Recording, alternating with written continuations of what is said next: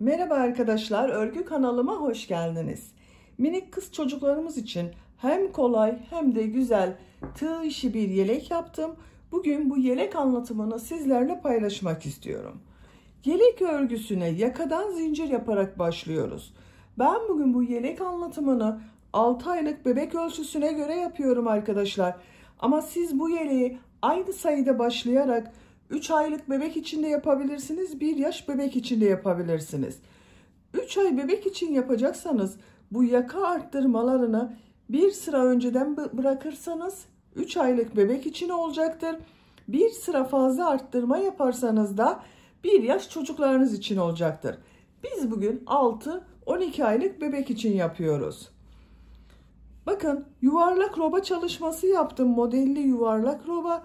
Gövde bölümünde de farklı model uyguladım. Çok kolay bu model örgüsü arkadaşlar. Herkes yapabilir. Bu yelek örgüsünde iplik olarak ben bugün bu ipliği kullandım. 100 gram iplik üzerinde 330 metre var. Orta kalınlıkta bir iplik arkadaşlar. Çok ince de değil, kalın iplik değil.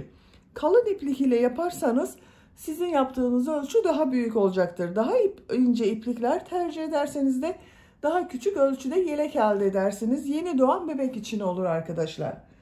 Tığ olarak 5 numara 3 milimetre tığ kullanıyorum. Siz elinizin sıklığına göre 3,5-4 milimetre tığları kullanabilirsiniz. Eliniz sıkıysa yaptığınız örgü hem sert olur hem de yaptığınız ölçü benim yaptığım ölçüden küçük olur. Bakın benim elim çok sıkı değil, yaptığım örgüler yumuşak oluyor. Düğme olarak yakasına 3 tane düğme yapmayı tercih ettim. Bakın buraya 3 düğme iliği yaptım. Karşısına da düğmeleri diktim. Koyu pembe renkli düğme dikmeyi tercih ettim. Siz istediğiniz gibi düğme dikebilirsiniz. Tamamını da düğmeli yapabilirsiniz. O şekilde de çok güzel oluyor arkadaşlar. Bakın açık olarak görüntüsü bu şekilde. Dediğim gibi hem çok kolay hem de çok güzel. Örgüye başlamadan önce ölçülerini de size söylüyorum. Kol altının buradan gövde genişliğini ölçüyorum. 25 santimetre.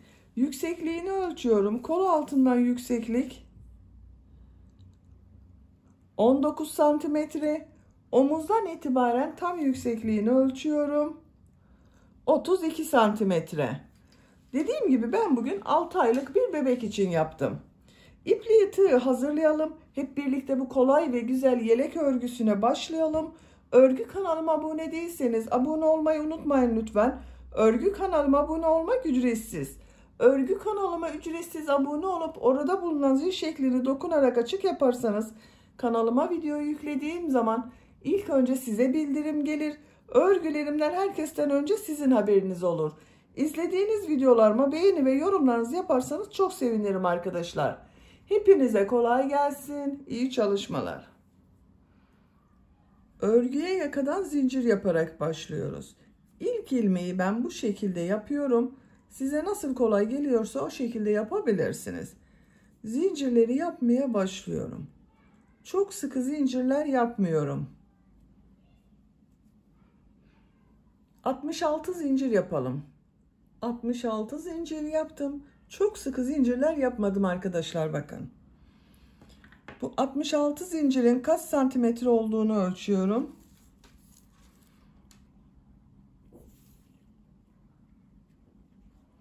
28 santimetre zincir uzunluğu var. Benim elimin sıklığına göre 28 santimetre için 66 zincir yaptım arkadaşlar. Sizin daha fazla zincir yapmanız gerekebilir. Yapacak olduğunuz çocuğun büyüklüğüne göre bunu 1 yaşından büyük çocuklar için yapıyorsanız 1-2 yaş arası yapıyorsanız 8 zincir fazla yapabilirsiniz. 74 zincir iyi gelecektir.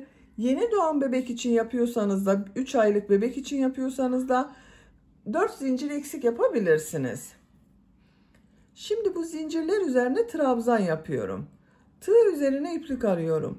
3 ilmek atlıyorum. 1 2 3 4. ilmeğe trabzan yapıyorum. 2 defa da çıkardığım trabzan. Her ilmek üzerine bir trabzan yapıyorum.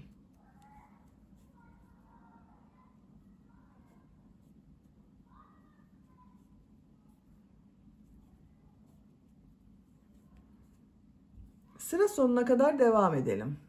Zincirler üzerine trabzan yaparak sıra sonuna kadar tamamladım. Bir sıra trabzan sırası elde ettim arkadaşlar. Bu sıra başında 3 ilmek atlayarak yaptığım trabzan ile birlikte 63 trabzan var bir sıra üzerinde. İkinci sıradayım. Bir zincir yapıyorum, örgüyü çeviriyorum.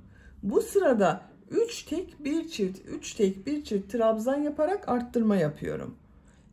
İlk ilmek üzerine trabzan yapıyorum. 2 ilmeğe daha trabzan yapıyorum.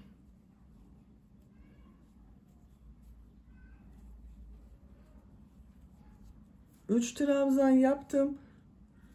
Dördüncü ilmeğe 2 trabzan yapıyorum. Aynı ilmek içine 2 trabzan yapıyorum. 3 ilmeğe 1 trabzan yapıyorum.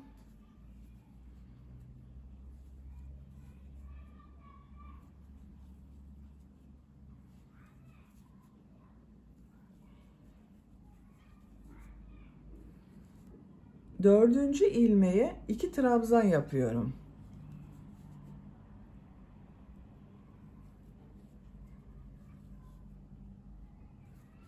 Üç ilmeğe bir trabzan yapıyorum.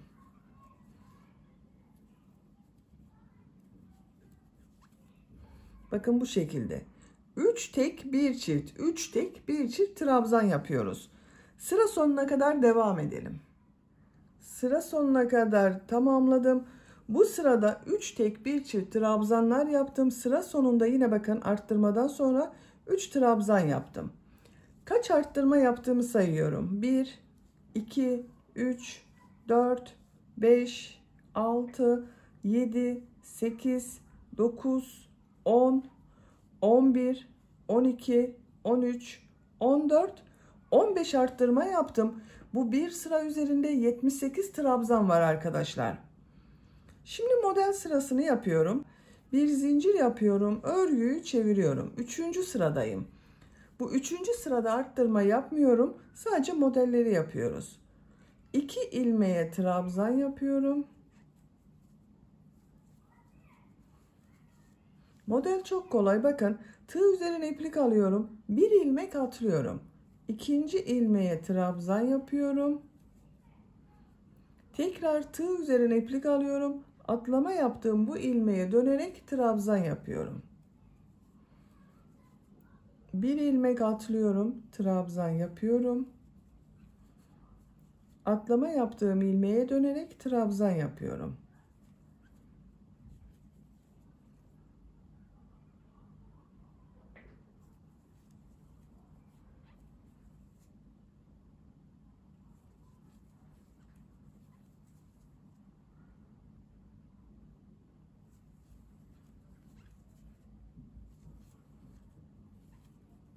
Bu şekilde modeller oluşuyor bakın.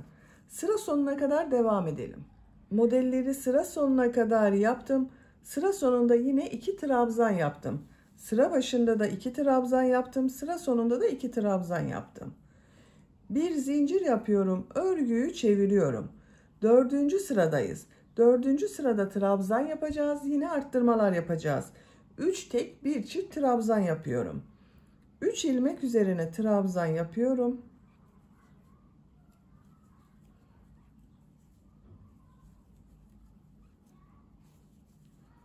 Dördüncü ilmeğe 2 trabzan yapıyorum.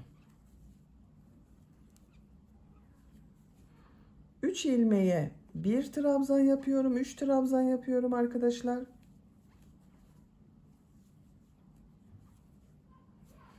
Dördüncü ilmeğe 2 trabzan yapıyorum. 3 tek bir çift trabzan yaparak sıra sonuna kadar devam edelim. Sıra sonuna kadar 3 tek bir çift trabzan yaptım. Çift yaptığım trabzandan sonra bakın 2 ilmeğe birer trabzan yaptım arkadaşlar. Burada 3 trabzan denk gelmedi. 2 trabzan yaptım. Dördüncü sırada 19 arttırma yaptım. 19 ilmek üzerine çift trabzanlar yaptım. Bu bir sıra üzerinde 97 trabzan var. 5. sıradayım. Bir zincir yapıyorum, örgüyü çeviriyorum. Model sırası yapıyoruz. 2 ilmek üzerine trabzan yapıyorum.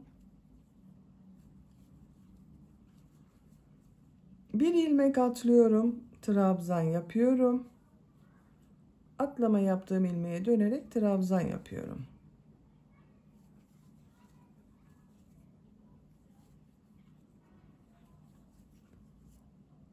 Sıra sonuna kadar devam edelim. Sıra sonuna kadar modelleri yaptım. Sıra sonunda 3 ilmek var. Burada bir model yapabilirsiniz ama ben model yapmayı tercih etmiyorum arkadaşlar.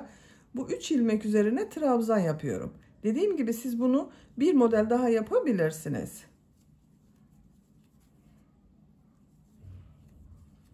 Bakın 3 trabzan yaptım. Bu sırada modelleri yaptık. Hiç arttırma yapmadım. 6. sıradayım. Bir zincir yapıyorum. Örgüyü çeviriyorum. 3 ilmek üzerine trabzan yapıyorum. Arttırma sırasındayız arkadaşlar.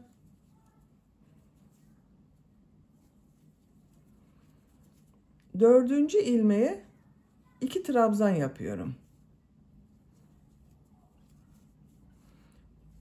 3 ilmeğe trabzan yapıyorum.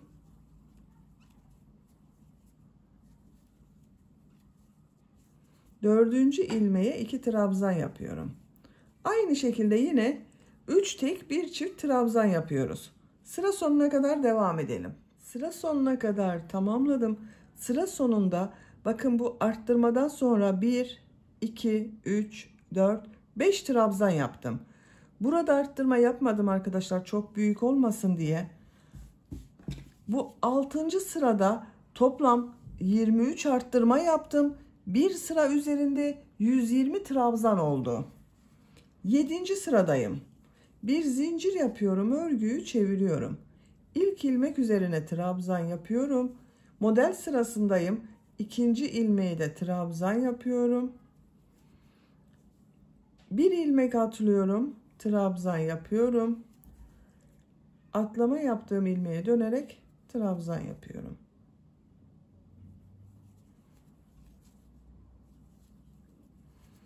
Bakın yine aynı şekilde model yapıyoruz.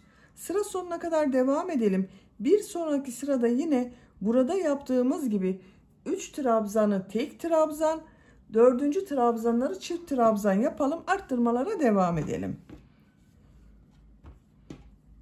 Yakanın görüntüsü bakın bu şekilde arkadaşlar. Bu yaka arttırmaları bu 2 sıranın tekrarıyla olacak. Bir sırada trabzan sırası yapacağız. Trabzan sırasını yaparken bir çift 3 tek, bir çift 3 tek trabzan yapacağız. Bir sonraki sırada model sırası yapıyoruz. Model sırasında arttırma yapmıyoruz arkadaşlar, unutmayalım. Yapacak olduğunuz çocuğun büyüklüğüne göre bu yaka örgüsüne devam edelim. Yaka örgüsünü arttırmalar yaparak yapacağım ölçüye göre tamamladım. Kaç sıra yaptığımı sayıyorum. 1, 2, 3, 4, 5, 6, 7, 8, 9, 10, 11. 11. model sırasında bakın bitirdim arkadaşlar. Benim yapacağım ölçü için bu yeterli. Siz bunu 1 yaş çocuk için yapıyorsanız bir sıra daha arttırma sırası ve model sırası yapabilirsiniz. Kaç santimetre olduğunu da ölçüyorum. Yuvarlak bir roba yaptık bakın arkadaşlar. 11 santimetre yükseklik var. Benim yapacağım ölçü için bu yeterli. Şöyle katlıyorum. Görüntüsü böyle bakın. 12. sıradayım. 12. sırada kol ve gövde bölümünü birbirinden ayırıyorum. Artık örgüye gövdenin örgüsüyle devam ediyorum. Bu 11. sırada benim arkadaşlar bir sıra üzerinde 186 trabzan var. Sizin kaç trabzan varsa ortaya bir işaret yapın. Bakın şu şekilde katlayabilirsiniz de ama iki taraf eşit olursa daha iyi olur. Bakın. Bu son sırada kaç trabzan varsa sayın, ortaya bir işaret yaparsanız burası arka orta olacak. Ön bölüm için 24 trabzan yaptım bakın. 2, 4, 6, 8, 10, 12, 14, 16, 18, 20, 22, 24. Ön bölüme 24 trabzan yaptım. Arka bölüme de 24 trabzan yapacağız arkadaşlar. Bakın bu işaret yaptığım yerden sonra 2, 4, 6, 8, 10, 12, 14, 16, 18, 20, 22, 24. Bakın arka bölümün burası 24. 24 de buraya yaptım. Toplam 48 trabzan var arka bölüm için. Diğerleri kol bölümü için, bakın burası kol bölümü olacak. Burası da kol bölümü olacak. 12. sıradayım. 12. sırada artık arttırma yapmadan kol bölümünü gövde bölümünden ayırıyorum. Bir zincir yapıyorum. Örgüyü çeviriyorum. Trabzan sırası yapıyorum. Her ilmek üzerine bir trabzan yapıyorum.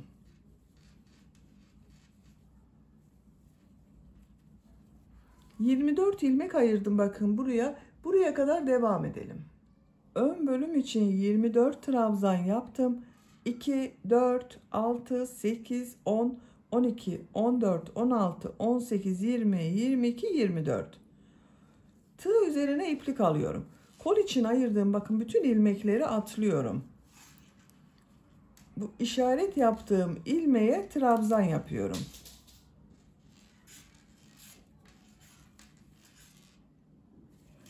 Arka bölümde bulunan ilmekler üzerine trabzan yaparak devam ediyorum. Her ilmek üzerine trabzan yapıyoruz.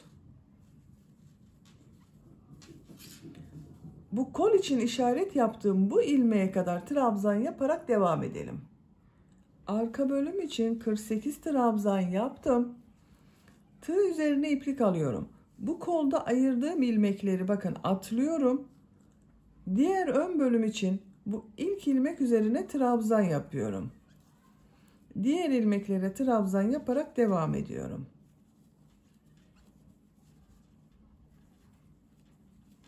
Sıra sonuna kadar devam edelim.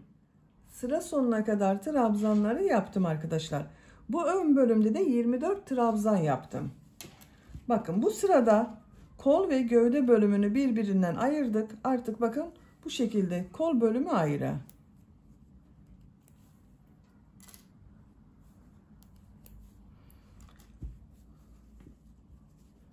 Gördüğünüz gibi bu şekilde oldu arkadaşlar. 13. sıradayım. 13. sırada artık gövde bölümünün modellerini yerleştirmeye başlıyorum. Bir zincir yapıyorum. Örgüyü çeviriyorum. 2 trabzan yapıyorum.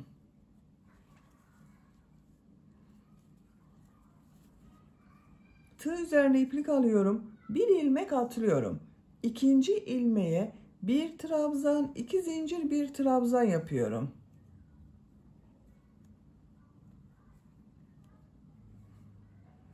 V şekli yapıyoruz bakın. Bir trabzan, 2 zincir, bir trabzan yaptım. V şekli oldu. Tığ üzerine iplik alıyorum. Bir ilmek atlıyorum. Bir trabzan, 2 zincir, bir trabzan yapıyorum.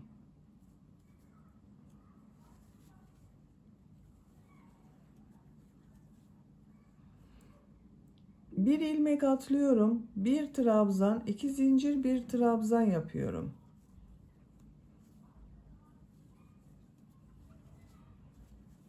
Bir ilmek atlıyorum. Bir trabzan, 2 zincir, bir trabzan yapıyorum.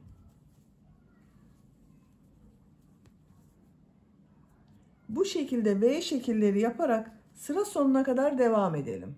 Sıra sonuna kadar V şekilleri yaptım. Sıra sonunda 2 ilmek var. Tığ üzerine iplik alıyorum. 2 ilmeğe trabzan yapıyorum. Bakın bu şekilde oldu arkadaşlar. V şekilleri yaptık. Bir zincir yapıyorum. Örgüyü çeviriyorum. 2 ilmek üzerine trabzan yapıyorum.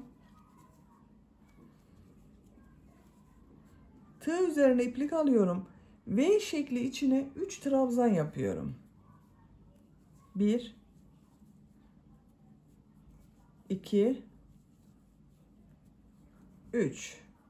Tığ üzerine iplik alıyorum. Diğer V şekli içine de 3 trabzan yapıyorum. 1 2 3. 3 trabzan yapıyorum. 1 2 3. Bakın, her V şekli içine 3 trabzan yaparak sıra sonuna kadar devam edelim. Sıra sonuna kadar tamamladım. Bu sırada V şekilleri içine 3'er trabzan yaptım. Sıra sonunda 2 ilmeğe de 2 trabzan yapıyorum. Bakın, birer defa trabzan yapıyorum. Bu 2 trabzan örgü bitesiye kadar devam edecek arkadaşlar. Şimdi tekrar V şekli yaptığımız sıradayım. Bir zincir yapıyorum, örgüyü çeviriyorum. 2 trabzan yapıyorum. Tığ üzerine iplik alıyorum. Bir ilmek atlıyorum. İkinci ilmeğe, bakın burada 3 trabzan yaptım. Ortada bulunan ilmek üzerine yapıyoruz. Bir trabzan, 2 zincir, bir trabzan yapıyorum. Tığ üzerine iplik alıyorum. 2 ilmek atlıyorum. Bakın yine bu 3 trabzanın ortada bulunan trabzan üzerine bir trabzan, 2 zincir, bir trabzan yapıyorum.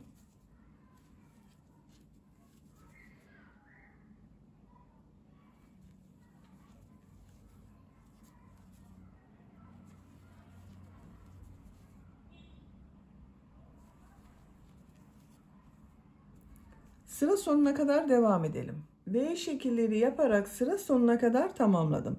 Sıra sonunda 2 ilmeğe yine trabzan yaptım. Bir zincir yapıyorum, örgüyü çeviriyorum. 2 ilmek üzerine trabzan yapıyorum. V şekli içine 3 trabzan yapıyorum.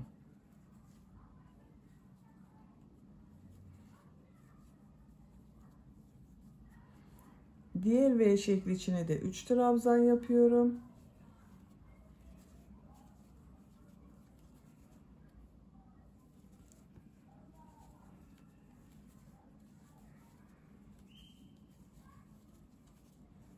Bakın bu şekilde arkadaşlar. Bir sonraki sırada yine V şekli yapacağız. Gövde bölümünün örgüsü bu şekilde devam edecek.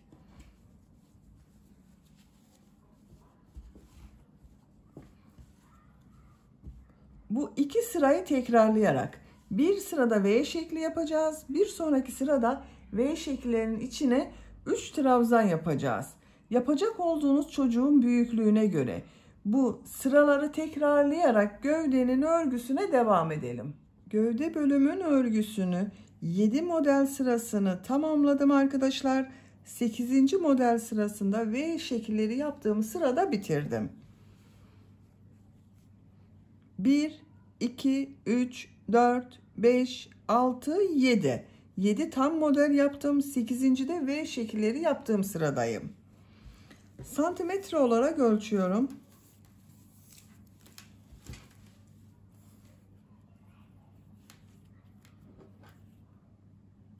17 santimetre yükseklik var. Benim yapacağım ölçü için bu yeterli.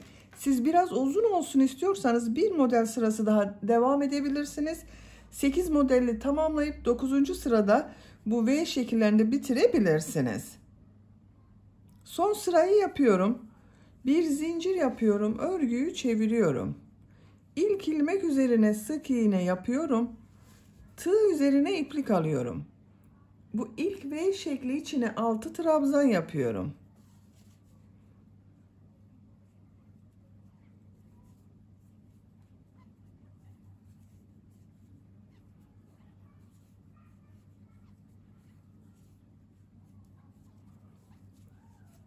Altı trabzan yaptım.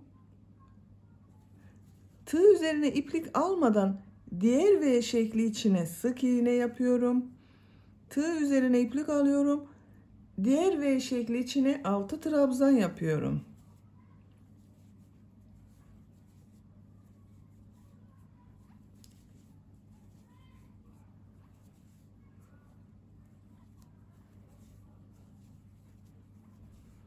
Altı trabzan yaptım. V şekli içine sık iğne yapıyorum. Tığ üzerine iplik alıyorum. 6 trabzan yapıyorum. Bakın bu şekilde modeller elde ediyoruz arkadaşlar. Sıra sonuna kadar devam edelim. Sıra sonuna kadar modelleri yaptım. Son ilmeğe sık iğne yapıyorum. Bakın arkadaşlar, çok güzel oldu bu uç bölüm. Şimdi ön pattayım. Ön patta sık iğne yapıyorum. Gördüğüm her ilmek üzerine bir sık iğne yapıyorum.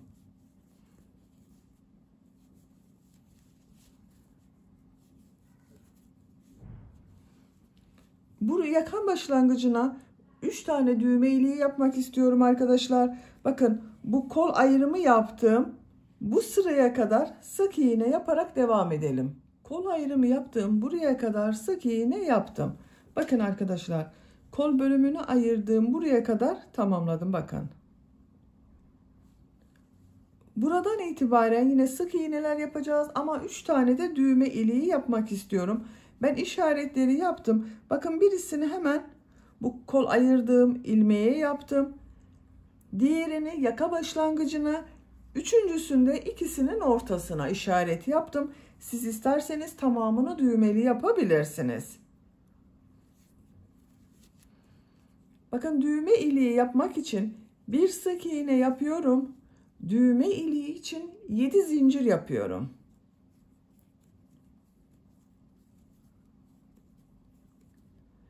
Aynı ilmeğe sık iğne yapıyorum.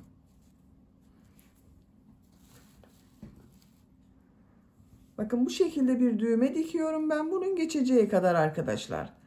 Siz isterseniz 8 zincirde yapabilirsiniz. Diğer ilmeklere sık iğne yaparak devam ediyorum.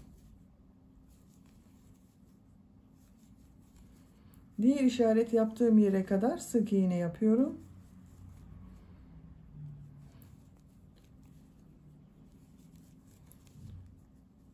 Düğme iliği için bir sık iğne yapıyorum. 7 zincir yapıyorum.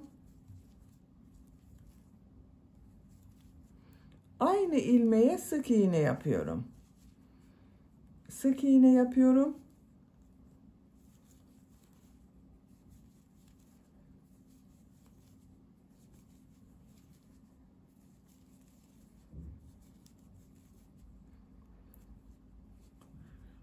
Bakın 3. düğme iliği için buraya bir sık iğne yapıyorum. 7 zincir yapıyorum. Sık iğne yapıyorum. 3 düğme iliğini yaptım bakın. 1, 2, 3.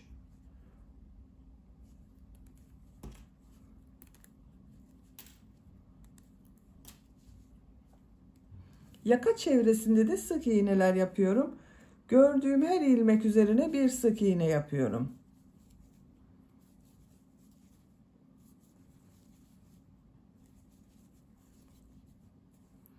Diğer uç noktasına kadar devam edelim. Yaka çevresinde sık iğneyi buraya kadar tamamladım. Bakın arkadaşlar görüntüsü bu şekilde oldu. Bu ön patta da sık iğneleri yapmaya devam ediyorum.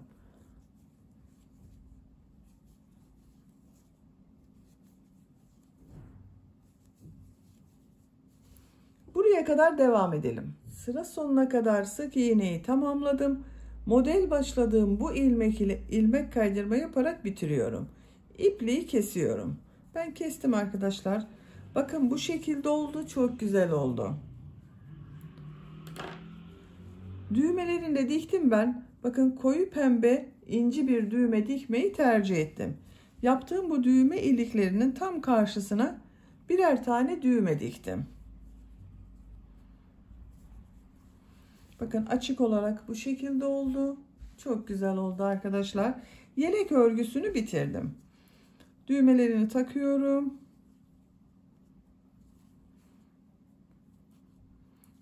Gördüğünüz gibi hem çok kolay hem de çok güzel oldu. Bitmiş olarak size ölçülerini söylüyorum. Kol altının buradan gövde genişliğini ölçüyorum. 25 santimetre. Yüksekliğini ölçüyorum. Kol altının buradan gövde yüksekliğini ölçüyorum. 19 santimetre.